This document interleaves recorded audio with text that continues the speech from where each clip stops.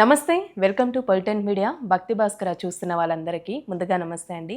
ప్రస్తుతం మనతో ఉన్నారు ప్రముఖ ఆధ్యాత్మికవేత్త బట్టుబోలి విజయలక్ష్మి గారు ఉన్నారు. మరి ఆమెతో మాట్లాడి మనకున్న సందేహాల గురించి అడిగి తెలుసుకుందాం. నమస్తే అమ్మ. నమస్తే అమ్మా.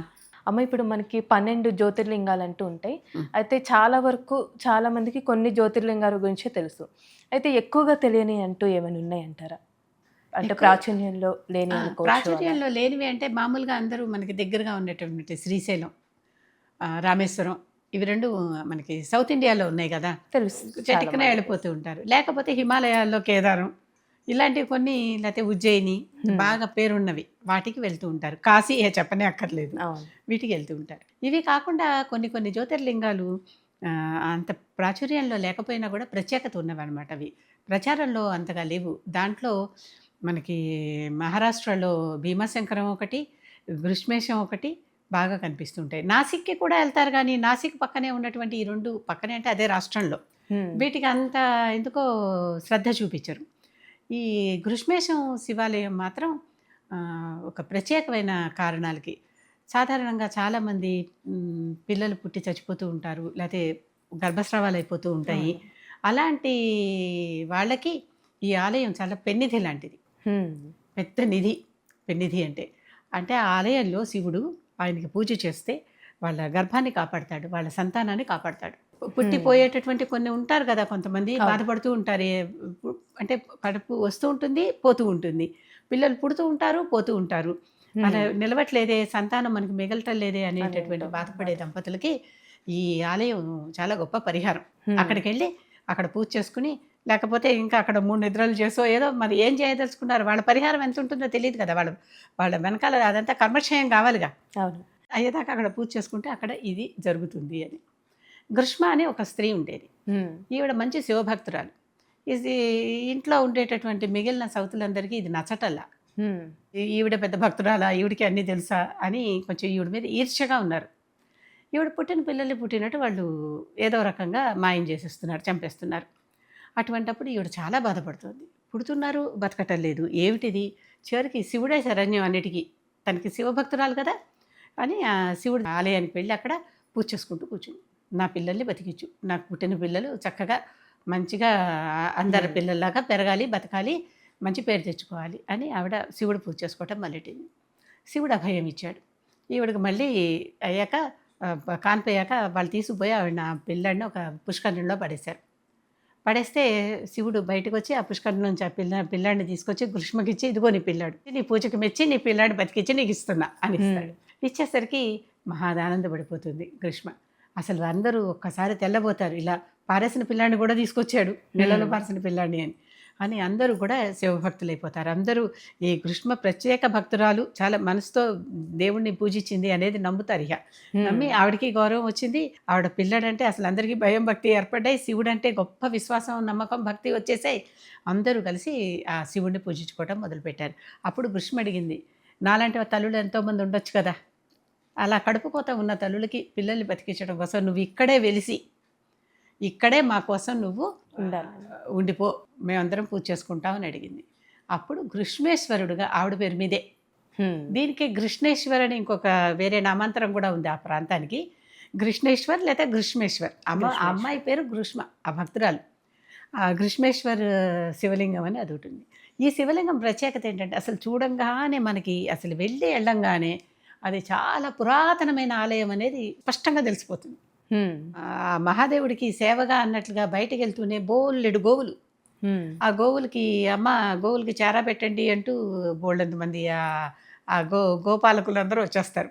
వచ్చి ఆ ఆవు కాస్త మేత వేసి లోపలికి వెళ్తే ఆ లోపల కూడా ఎలా ఉంటుంది, ఒక ద్వారం ఉండి ఆ ద్వారంలో నుంచి వెళ్తేనే, అంటే చాలా చిన్న ద్వారం, దాంట్లోంచి దూరుకుని వెళ్తేనే అసలు గుళ్ళోకి వెళ్తాం.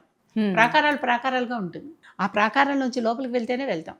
ఆ ప్రాకారంలోంచి లోపలికి వెళ్ళాక ఒక మహోన్నత ఆలయం, ఆలయంలో శివలింగం, పానవట్టం శివలింగం అంతా మామూలుగానే ఉంటుంది. దానికి కూడా మనం తాకి అభిషేకం చేసుకోవచ్చు. చాలా జ్యోతిర్లింగాలలో, అంటే కొన్ని జ్యోతిర్లింగాలలో తాకి అభిషేకం చేసుకునేటటువంటి వెసులుబాటు లేదు. రామేశ్వరం ఉదాహరణకి మనం తాకి అభిషేకం చేసుకోలేం. అలాగే నాసిక త్రయంబకం, అక్కడ కూడా తాకి అభిషేకం చేసుకోలేం. కొంతమంది పురుషులకు మాత్రం అవకాశం ఉంది, స్త్రీలకు అసలు అవకాశమే లేదు. కొంతమంది పురుషులు అంటే ఎవరు, నాసిక్లో వాళ్ళు పూర్తిగా హిందూ సనాతన ధర్మ సంప్రదాయం ప్రకారం దుస్తులు వేసుకుని పంచ ఉత్తరీయం ఇలా వేసుకుని వెళ్ళే వాళ్ళకి మాత్రమే. మామూలుగా వేరే ఇతర డ్రెస్సుల్లో వచ్చే వాళ్ళకి అవకాశం లేదు, వాళ్ళని వెళ్ళనివ్వరు. స్త్రీలని అసలే వెళ్ళనివ్వరు. ఈ శివాలయంలో మాత్రం చక్కగా అందరూ కూడా తాకి ఆయన్ని నమస్కరించుకుని శివలింగాన్ని మనం పంచామృతాలతో అభిషేకం చేసుకోవచ్చు ప్రశాంతంగా. ఇవన్నీ కొంచెం దూరంగా ఉన్నాయి కనుక, కొంచెం అటవీ స్థలాల్లో అలా చోట ఉన్నాయి కనుక వచ్చేటటువంటి జనాభా తక్కువ. చక్కగా మనమే కూర్చుని ఎంతసేపు అన్నా కావాలంటే మనకు వచ్చిన స్తోత్రాలన్నీ చదువుకుంటూ, వచ్చిన కవచాలన్నీ చదువుకుంటూ, అభిషేకం చేసుకుంటూ చక్కగా హాయిగా కూర్చోవచ్చు అనమాట అక్కడ.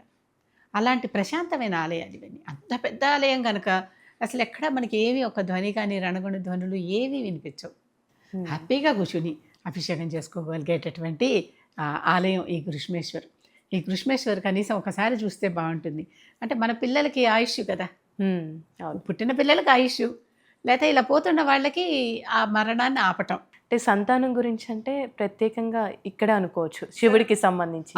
ఎవరైనా కూడా పిల్లలు ఇలా పుట్టి చనిపోతున్నారంటే ఆ తల్లి అది కోరుకుని తన సంతానాన్ని నిలబెట్టమని కోరింది కదా, అప్పుడు కదా వెలిసిన దేవుడు ఈయన అక్కడ. ఆ సందర్భంగా అక్కడ వాళ్ళకి కనిపించి ఆవిడ ఇక్కడే వెలవమంటే అక్కడే వెలిసాడు. అటువంటి శివాలయం, చాలా పెద్ద గర్భాలయం, చక్కటి లింగం, మంచి పానవట్టం. మనం కూర్చుని చక్కగా ఎటువంటి భయం లేకుండా అక్కడ అర్చనలు అభిషేకాలు చేసుకోవచ్చు. అక్కడికి వెళ్ళిన వాళ్ళందరికీ మాకు ఒక కొబ్బరికాయ ఇచ్చి తర్వాత దీన్ని ఇంటికి వెళ్ళాక పగలు కొట్టండి, తినండి, లేకపోతే ఇంటి ముందర దిష్టికాయలాగా కట్టుకోండి, ఇది మీకు శివుడి అభయం అని చెప్పారు. ప్రత్యేకంగా మాకు ఇచ్చారు అలా వెళ్ళిన. అటువంటి శివాలయం అది.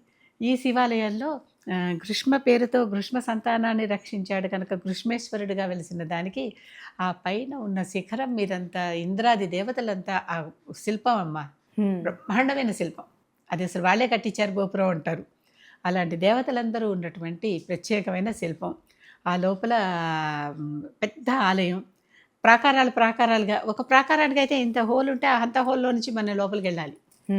అసలు లోపల అసలైన ప్రాకారానికి వెళ్ళటానికి అంటే కొద్దిమందికి మాత్రమే ప్రవేశం. ఎవరు అహంకారం లేకుండా తల వంచుకుని వెళ్ళే వాళ్ళకి మాత్రమే ప్రవేశం. అర్థమైంది కదా, అహంకారం లేకుండా తల వంచుకుని వెళ్ళే వారికి మాత్రమే ఆలయంలో ప్రవేశం. దేవుడి దగ్గర ఎప్పుడు సర్ ఝుకాకే చల్నా అని తల వంచుకుని వెళ్ళాలి. అంటే వినమ్రతతో మనం సరెండర్ అయిపోయి దేవుడికి శరణాగతి అంటున్నాం కదా, ఆ విధంగా వెళ్ళినప్పుడు అక్కడ ఆ లోపలికి వెళ్ళగలుగుతారు. అవన్నీ నియమాలు ఇవన్నీ. ఆ లోపలికి వెళ్ళాక అక్కడ మనకి శివలింగం అనమాట. ఈ శివలింగానికి పూజ చేసిన వారికి సంతాన నష్టం ఉండదు.